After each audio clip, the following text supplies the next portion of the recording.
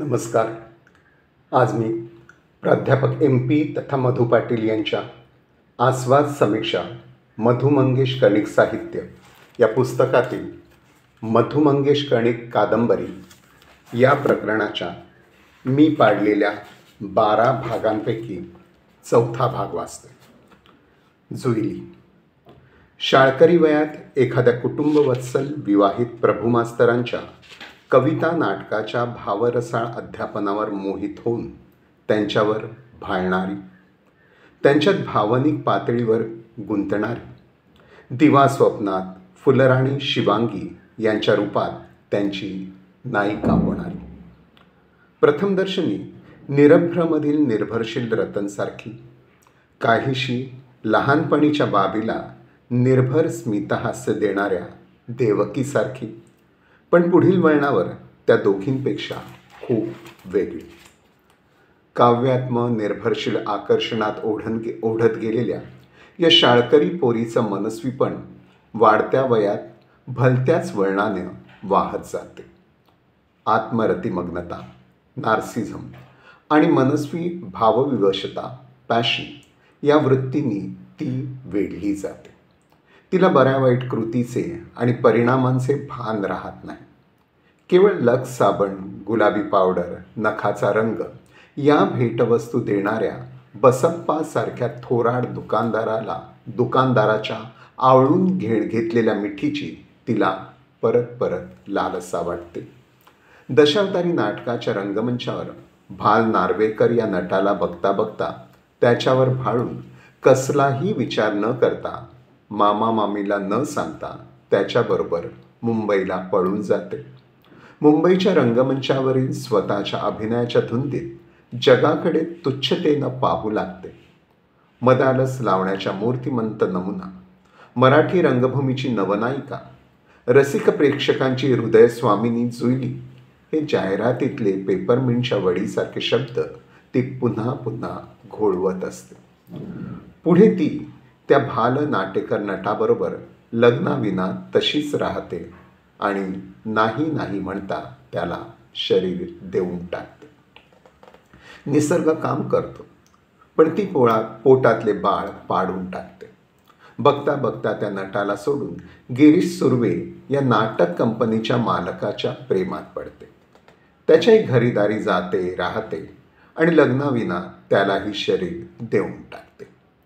असा तिचा येईल जाईल त्या वाटेचा मोकाट प्रवास चालू राहतो. तुझं रूप आणि तुझं फुलराणीसारखं हळवं मन गुणांची माती होईल अशी वागू नकोस, असा प्रभुमास्तरांचा वडिलकीचा सावधपणाचा उपदेश ती लक्षात घेत नाही. एवढं पॅशनेट होऊन चालत नाही, असा निर्मलाताईंसारख्या सुशिक्षित अनुभवी मैत्रिणीचा तसाच सावधपणाचा सल्ला असूनही ती स्वतःला सावरू शकत नाही. तिच्या नेणिवेतील अज्ञात उर्मी तिच्या जाणीवेवर मात करीत असतात.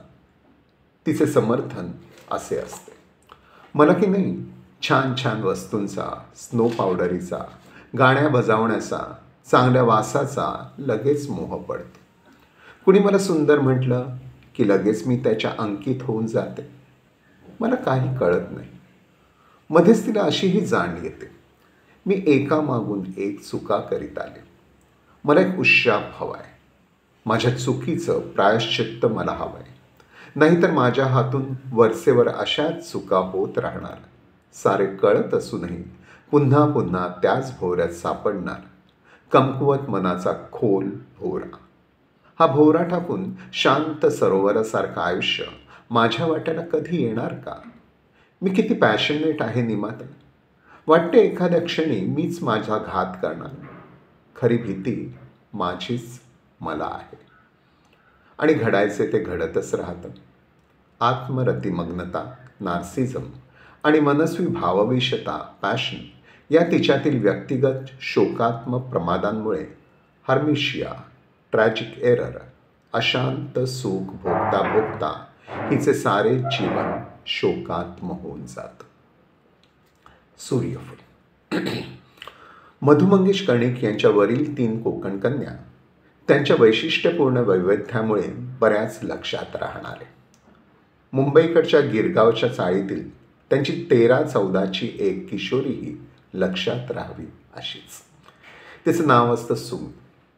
त्याच वयाचा अधिकच लक्षात राहणारा असतो तिचा बालमित्र विशू.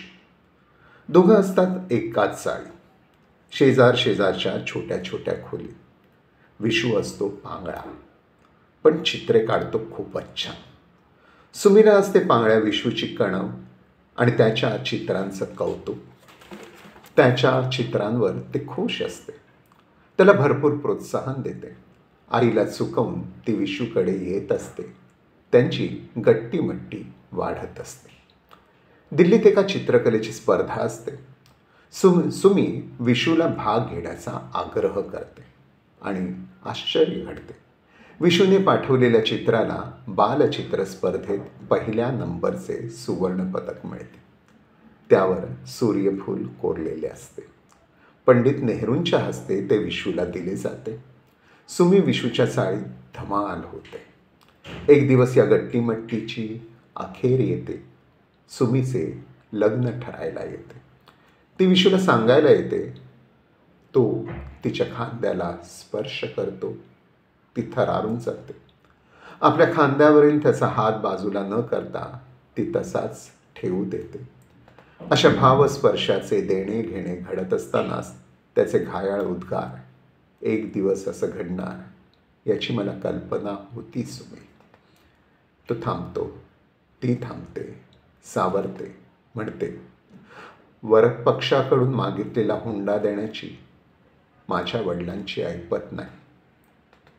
तोही सावरतो आणि सुमीचे लग्न मोडू नये म्हणून त्याच्या चित्राला मिळालेले 5 सुवर्ण तोळ्यांचे सूर्यफूल सुमीची भाऊबीज म्हणून तिच्या वडिलांकडे नेऊन देतो. एका कोवळ्या प्रेमाच्या कथेची गोष्ट.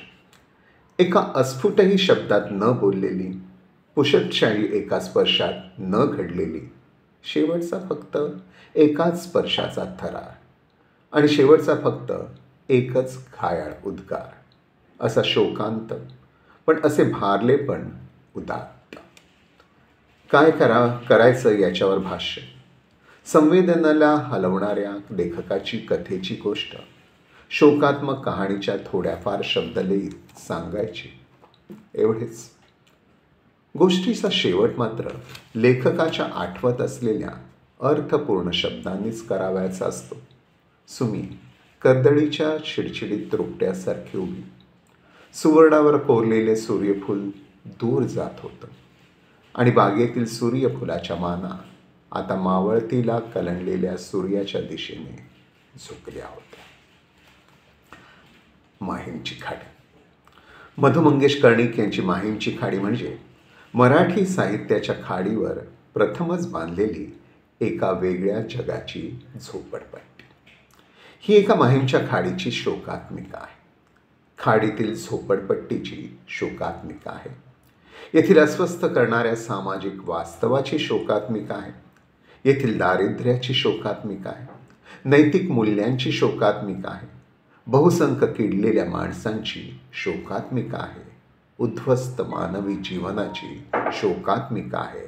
एक एक करीत लोकसमूहाची शोकात्मिका आहे. नासक्या चिखलात रुजलेली ही खाडीवरची झोपडपट्टी, कसाई खाण्यातील चिरलेल्या जनावरांचे लाल काळपट रक्त, उषा पायथ्याला घेऊन जगणारी ही झोपडपट्टी, थंडी वाऱ्यात, ऊन पावसात, गोंडपाटे, फेकून दिलेल्या चट्या तट्टे, सिनेमांचे जुने पोस्टर्स यांची डोक्यावर छपरे घेऊन बसणारी, उठणारी, झोपणारी झोपडपट्टी.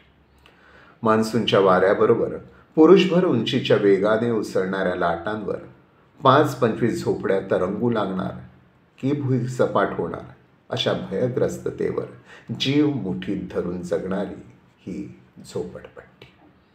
या खाडीतील वस्ती हरामी आहे. ही खाडी हलकट आहे. ही खाडी बच्चाल आहे. या खाडीत पाप लय माजले. ही ते लेक आईला विचारित नाही, भाऊ बहिणीला मानत नाही, बायको नवऱ्याला हटकीत नाही, पडोसी पडोसीला, दोस्त दोस्ताला मानत नाही. एक जात सारे हरामखोर, छिनाल, चोर, लबाड आन उलट्या काळजाचे. इथं देऊळ नाही, तेच बरं आहे. सारा देव पळून गेला असता इथल्या लोकांना कंटाळून. हा काशीराम भेंचोद सोन्यासारखी बायको टाकून मेहुणी संग शेण खातो. लंगड्या किसन त्याचा लेख भिक्या. चला आज उद्याला जेलमध्ये नाही गेला खडी फोडायला तर साली औलादच हरामी. इथल्या बायका पण सोद्या.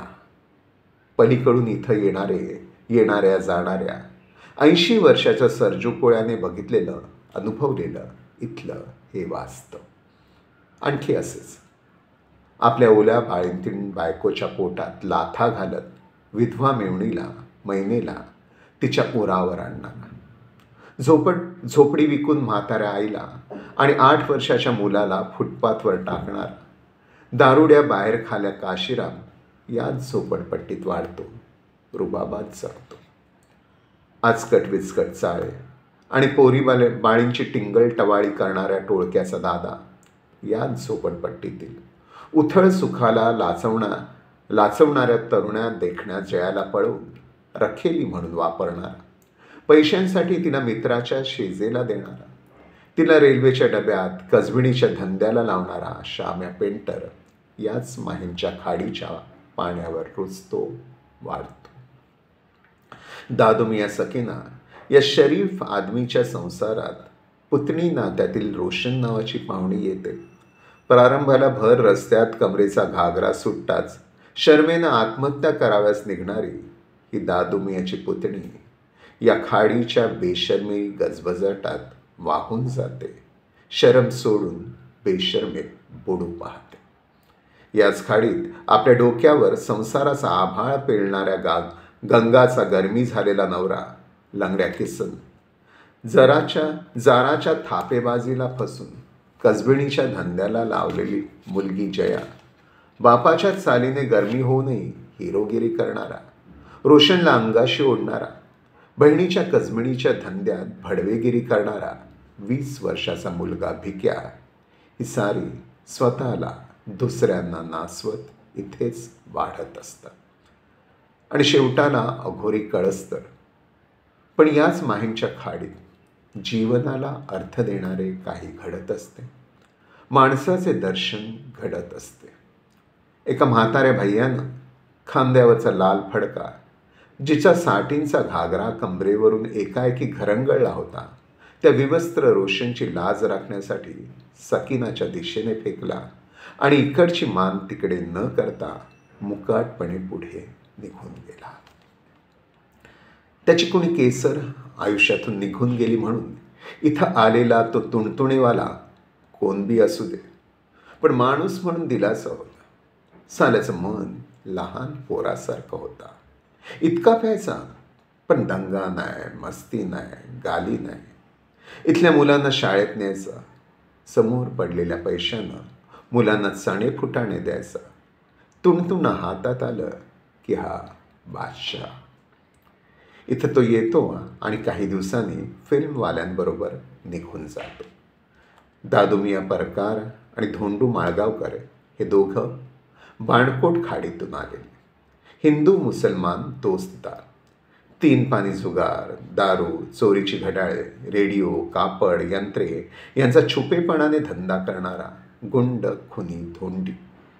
रोजच नशापाणी करणारा, पण एकदाही त्याने सकीना भाभीसमोर मान वर केली नाही. तिच्या झोपडीचे दार त्याने कधी ओलांडले नाही. बाहेर रस्सीच्या चौपाईवर तो मुडद्यासारखा पडून राहील. त्याला पोलीस पकडून नेत असताना दादूमियाला रडताना पाहून, दादूमिया रो मत यार, हे घड्याळ तुझ्या लहानग्या अब्बासला दे. तू माझा ट्रान्झिस्टर विकू नको, तुला ठेव टाइमपास करायला. भेट होणार नाही आपली पुन्हा. असा फाशीच्याच तुरुंगात जाण्यापूर्वी निर्वानिरव करणारा धोंडी इथं येतो आणि कायमचा जातो. इथं टार्गट पोरांच्या शाम्या पेंटरला बेदम मारणारा रोशनचा रखवालदार सरजू कोळी असतो. इथे दादूमिया सकीना हे शरीफ इज्जतदार मुसलमान जोडपे इथल्या हिंदू कुटुंबाचे मानवी पडोसी असतात. पण हे सारे पुण्य बदमाश झोपडपट्टीतील अमाप पापाला वाचवू शकत नाही. सरकारी नोकर या झोपडपट्टीवर उद्या नांगर फिरवणार आहे. त्याच्या आदल्या सायंकाळच्या काळोखात माणसाच्या मूल्यांवर असाही अघोरी नांगर फिरतो. गरमीच्या असह्य वेदनांतून सुटका होण्याचे टार्गेट गँगच्या सल्ल्यानुसार कायमचे औषध म्हणून गरमी झालेल्या तो भिक्या गल्लीतील संध्याकाळच्या काळोखात नागडा होऊन आपल्याच रतन या 8 वर्षाच्या बहिणीचा घागरा फेडतो. आणि जेव्हा हे भिक्या रतनच्या आईला गंगाला कळतं तेव्हा ती हंबरडा फोडते. ती एखाद्या जळत्या लाकडाप्रमाणे दुभंगते.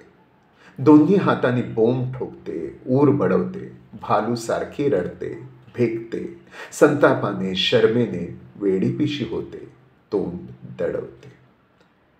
ती तशीच तडाक्याने उठते, रतनला दूर ढकलते आणि बोचक्यात बांधून ठेवलेली साईबाबाची तस्वीर बाहेर काढते.